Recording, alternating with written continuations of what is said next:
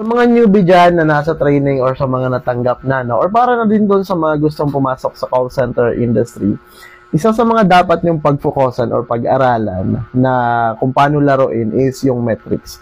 Na napakadaming metrics na kailangang ipasa dito sa call center, and number one thing na makakapag-pressure sa inyo kapag dito kayo sa call center industry nagtatrabaho is yung metrics. No, kasi meron tayong mga goals merong daily goals, weekly goals, monthly goals. So kailangan natin ipasa 'yon. So yung pinakamahalaga diyan is maipasa mo yung end of month, no? So kapag hindi ka marunong lumaro ng metrics mo, take ka lang ng take ng call, hindi mo alam kung ano yung target mo na kailangan mong patasin, na kailangan mong ipasa.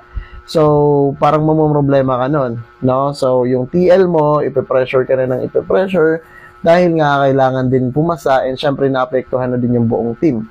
No, kumbaga ikaw na yung pabigat kapag hindi mo na ipapasa.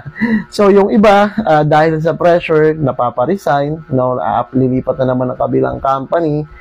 Yung iba naman nag-breakdown, no, stress, depression. So yeah, pero depende pa din talaga yan sa TL kung paano niya ipaparating sa agent yung, alam mo yun, yung tipong mas lalong mamomotivate sa agent na ipasa yung metrics imbes na ma-pressure.